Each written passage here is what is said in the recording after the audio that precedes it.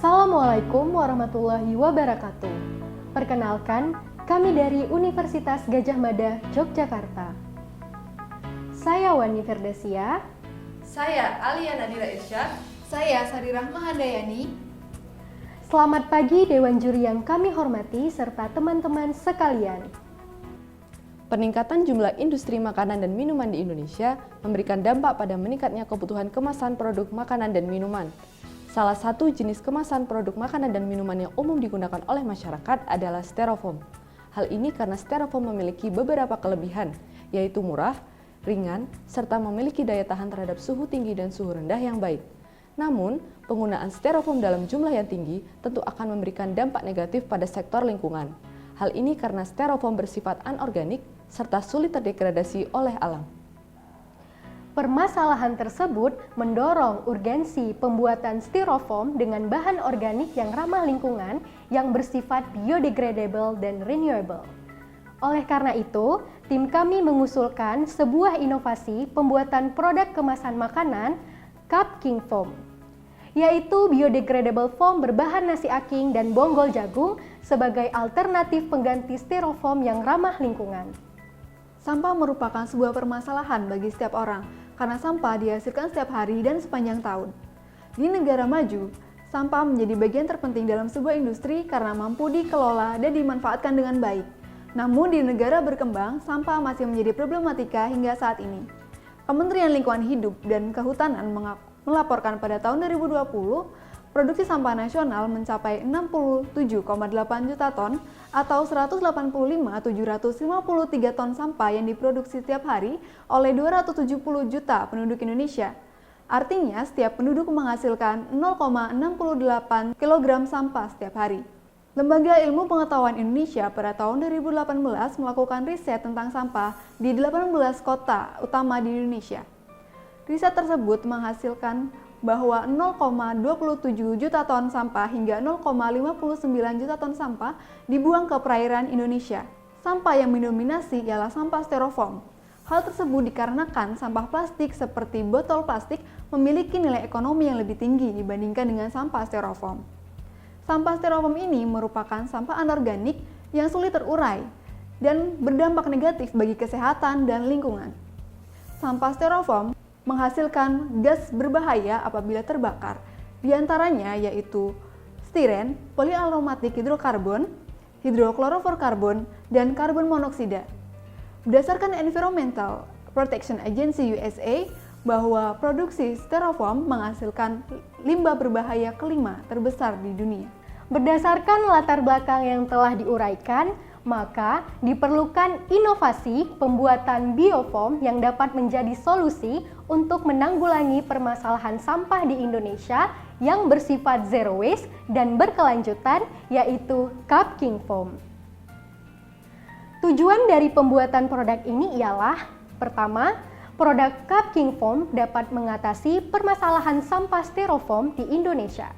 Yang kedua, pembuatan produk ini dapat mengoptimalkan pemanfaatan limbah bonggol jagung, nasi aking, serta tulang ikan menjadi produk tepat guna. Serta manfaat yang diperoleh bila produk ini diimplementasikan ke masyarakat ialah: yang pertama, produk Cup King Foam merupakan langkah awal mengurangi sampah styrofoam di Indonesia.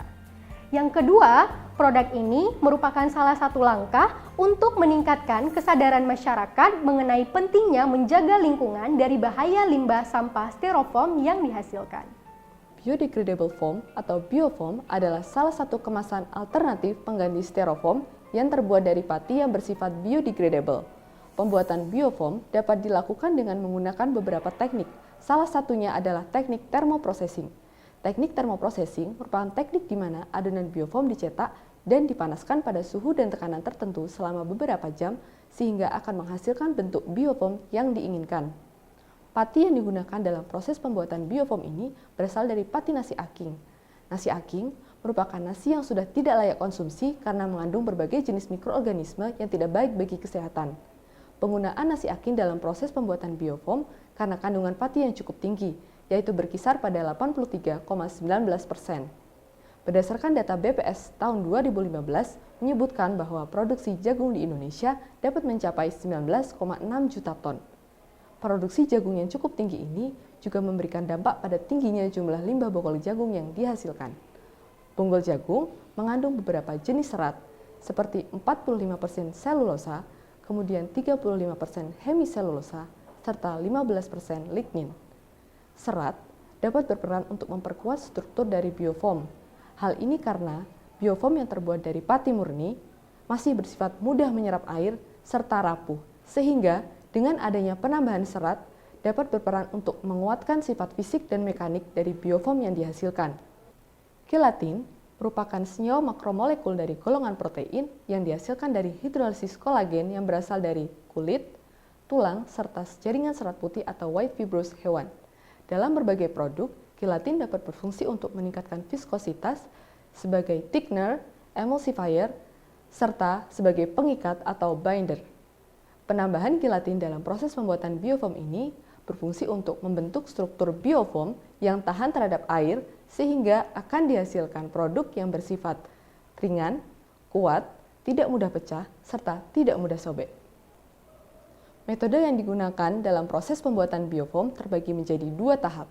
Yang pertama yaitu proses pembuatan tepung nasi aking dan bonggol jagung, dan yang kedua yaitu proses isolasi gelatin dari limbah tulang ikan.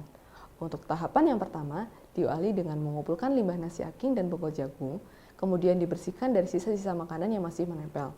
Selanjutnya, limbah nasi aking dan bonggol jagung dijemur di bawah sinar matahari atau di oven pada suhu 70 derajat Celcius selama kurang lebih 20 jam. Untuk bonggol jagung sendiri, sebelumnya dilakukan pemotongan untuk memperkecil ukuran sehingga proses pengeringan akan lebih mudah. Tujuan dari pengeringan ini adalah untuk menghilangkan kadar air pada limbah nasi aking dan bonggol jagung. Selanjutnya, setelah kering, limbah nasi aking dan bonggol jagung tersebut dihaluskan dengan menggunakan blender, kemudian disaring dengan saringan berukuran partikel 80 mesh sehingga akan didapatkan tepung nasi aking dan bonggol jagung yang halus serta memiliki ukuran yang seragam. Langkah selanjutnya adalah proses isolasi gelatin dari limbah tulang ikan. Proses ini diawali dengan membersihkan tulang ikan dari sisa-sisa lemak dan daging yang masih menempel dengan merebus tulang pada air bersuhu 80 derajat Celcius dengan waktu kurang lebih 30 menit. Selanjutnya, tulang ikan dibersihkan dengan menggunakan sikat dan dipotong menjadi ukuran yang lebih kecil. Tujuan dari pengecilan ukuran ini adalah untuk memperluas permukaan sehingga akan meningkatkan laju reaksi. Selanjutnya, potongan tulang ikan dikeringkan dan kemudian masuk ke proses demineralisasi. Tujuan dari proses demineralisasi ini adalah untuk menghilangkan komponen anorganik dari limbah tulang ikan. Proses demineralisasi ini menggunakan larutan asam sitrat. Tujuan dari penggunaan larutan asam sitrat adalah karena larutan asam memiliki kemampuan yang lebih baik dalam menghidrolisis kolagen menjadi gelatin dibandingkan larutan basa. Gelatin yang sudah dihasilkan kemudian diekstraksi dengan menggunakan aquades bersuhu 70 derajat Celcius selama kurang lebih 7 jam dan kemudian disaring dengan menggunakan kain flanel. Filtrat yang telah diperoleh kemudian dikeringkan dengan oven bersuhu 55 derajat Celcius selama kurang lebih 48 jam untuk menghasilkan lembaran gelatin. Lembaran gelatin yang telah dihasilkan kemudian dihaluskan sehingga akan diperoleh serbuk gelatin. Cup King Foam yang akan dibuat ialah berukuran 16 cm dengan tinggi 3 cm untuk satu buah produk.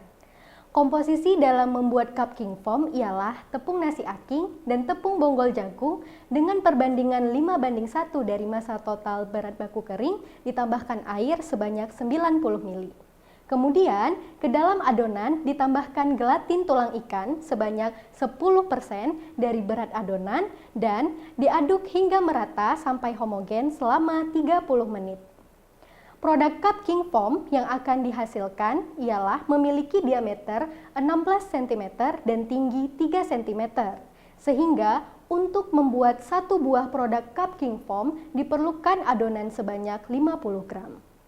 Hal ini didasari oleh penelitian Saleh 2014 di mana adonan Cup King Foam yang terlalu sedikit akan menghasilkan biofoam yang tidak terlalu baik. Sementara bila adonan Cup King Foam yang terlalu banyak akan menghasilkan biofoam yang mudah retak serta pecah.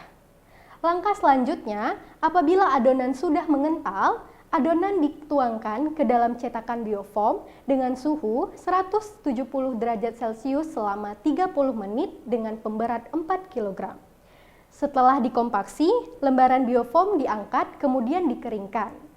Produk cup king foam yang dihasilkan ialah berwarna kuning atau keputihan. Berikut merupakan rincian analisis biaya pada pembuatan cup king foam. Proses pembuatan tepung nasi aking dan bonggol jagung menghabiskan biaya sebesar Rp3.000.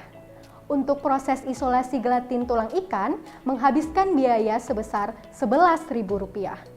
Cup king foam yang dihasilkan dari 600 gram bahan baku ialah sebanyak 120 cup, di mana untuk membuat 1 cup dibutuhkan adonan sekitar 50 gram. Sehingga total biaya produksi yang dihabiskan ialah sebesar Rp14.000, di mana persatuan cup king foam ialah sebesar Rp117. Berikut merupakan analisis SWOT dari produk inovasi cup king foam. Analisis SWOT bertujuan untuk menguji kelayakan produk sebelum diimplementasikan ke masyarakat. Analisis yang pertama ialah analisis kekuatan. Bahan baku dari produk ini menggunakan limbah rumah tangga yang berlimpah dan bersifat ramah lingkungan atau biodegradable. Analisis yang kedua ialah analisis kelemahan. Produk ini masih membutuhkan riset yang lebih lanjut untuk memperoleh komposisi biofoam yang lebih bervariasi dan lebih baik untuk diproduksi suatu kemasan yang beraneka ragam. Hal ini juga dikarenakan alat thermoprocessing hanya dapat mencetak bentuk tertentu saja, sehingga diperlukan inovasi lebih lanjut untuk dapat mencetak biofoam yang lebih bervariasi. Analisis yang ketiga ialah analisis peluang. Produk ini menggunakan limbah dari rumah tangga yang beraneka ragam dan berlimpah di masyarakat. Selain itu, produk ini merupakan produk biodiversifikasi di mana dapat menarik minat masyarakat untuk beralih menggunakan produk kemasan yang lebih ramah lingkungan. Kemudian analisis yang keempat ialah analisis ancaman. Produk ini tergolong produk baru sehingga menjadi sebuah tantangan untuk mendorong masyarakat beralih dari kemasan yang konvensional menjadi kemasan yang biodegradable atau yang ramah lingkungan. Menjaga bumi tetap lestari ialah tugas kita sebagai manusia. Mari selamatkan bumi kita dengan menggunakan bahan-bahan yang bersifat alami dan dapat diuraikan oleh alam. Sekian dari kelompok kami. Assalamualaikum warahmatullahi wabarakatuh.